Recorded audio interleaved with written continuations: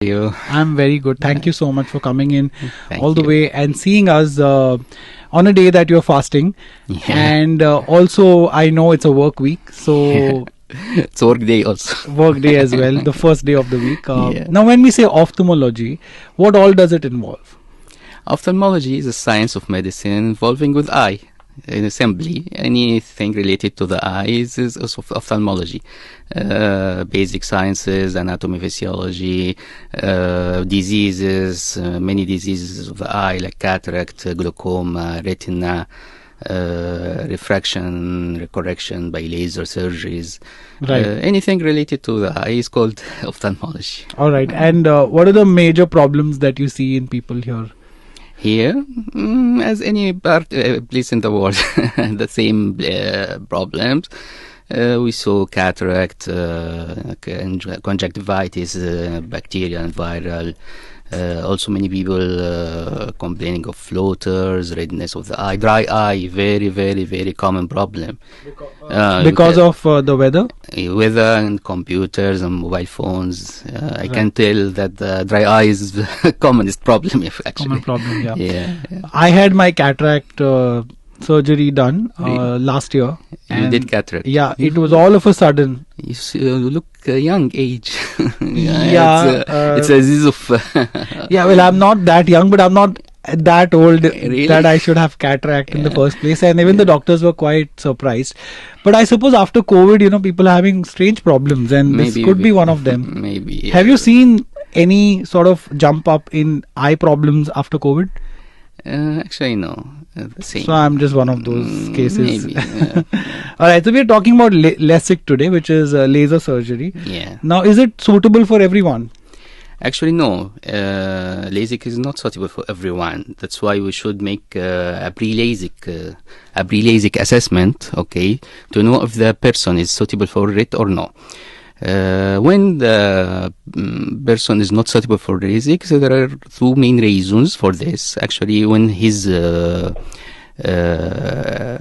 of refraction is very high, beyond the range of correction by laser, or the cornea, which is the part of the eye on which we apply laser, is very thin and can tolerate LASIK. These are the two main problems we should be confirmed before you go for deciding. laser surgery. Yes, deciding the laser surgery. Okay. How much does it generally cost over here? Actually, in our hospital, I think it is about. We are doing an offer now. Like it is 3,500, something like this. Per eye? Both eyes. For both eyes? Both eyes, yes. That's It's a special actually- price, yeah. That's actually quite good. This is at Yeah. Saudi German Hospital. Yes, in Saudi German. And it's covered under insurance. Not all patients, actually. But LASIK in general, is it covered, Not or you have to covered. tell the insurance agent? No. Mostly 99% not covered by insurance. Oh, okay. But it's a one-time thing. A lot Yeah. of people say that after doing LASIK, after a few years, again it comes back. The numbers. Very, very rare. Actually, in these days, the accuracy of the procedure is very high. As the laser machines now, very fast, very accurate. But LASIK, as any other surgery, it is not 100% perfect result. Right. Patient also should know that there is a very little possibility that regression might happen. Which is but- going back to the same numbers that you had. No, not to the same number, but maximum about up to 20% of the error. If, for example, the patient have -5, regression can happen up to -1. Okay. And also this very, very, very rare. Yes. All right. Okay. Talk 100.3. We have Dr. Hossam still with us. He's from Saudi German Hospital. Ophthalmology is what we're talking about, LASIK in particular. Now, when should a patient know that they require a laser surgery for their eyes? Actually, laser surgery is not obligatory surgery. It is an optional surgery optional, for yeah. the patient, for the Yeah. person. If the person actually comfortable with his glasses, no need to do Elective surgery, as you guys call it. Very elective surgery. But the aim of the surgery itself, if I want to advise a person about it, it is to improve the lifestyle of the patient, to decrease the Right. dependency of the patient on his glasses. You know, the person with glasses, first thing he search for it in the beginning of the day is his glasses. I know, I've been there. I've worn glasses for many years, but after my cataract, so one of the good things happened was that I You removed lost the my number. glasses. But I only did one eye, so I'm wearing lens in one eye, Mm. and one eye I'm not. See, like I'm like this. Yes, this is confusing, right? Yeah, but only then my vision is okay, because so I'm only wearing one lens. Yeah. As I told you, it is depend on the person. Yeah. If he is comfortable, it is an elective surgery. But- No one can force you to do it. Okay. Yeah, absolutely. It's always been like that. How long does it take? The procedure itself about 10 to 15 minutes for per eye. And actually, most of the time spent in the preparation steps. The laser itself, the application of laser itself, take about 10 to 13 seconds. Okay, is it safe for the eye? Yes, very safe. As long as the pre-LASIK assessment is Done good. properly, okay. Yes, it is very safe. And what's the pre-procedure like? Pre-procedure. As in, before getting the surgery, what are the kind of things that you have to take care of? As I told you in the beginning, No, as we a patient, what do I need to do? the patient. First, we should assure the patient this is a very simple procedure, very fast, okay, but it needs him to be relaxed, not stressed. We apply a topical anesthesia drops, so there is no pain at all. We just put a light instrument to open the eye and just focus on some lights for 10 to 13 seconds, laser applied, and that's it. It's done. Yes, So it's for 10-15 minutes for each eye. For each eye, as the whole Okay. procedure is. Okay, one very good question has come in. This is from Daniel. He's asking, is there any relation between vitamin D deficiency and poor eyesight?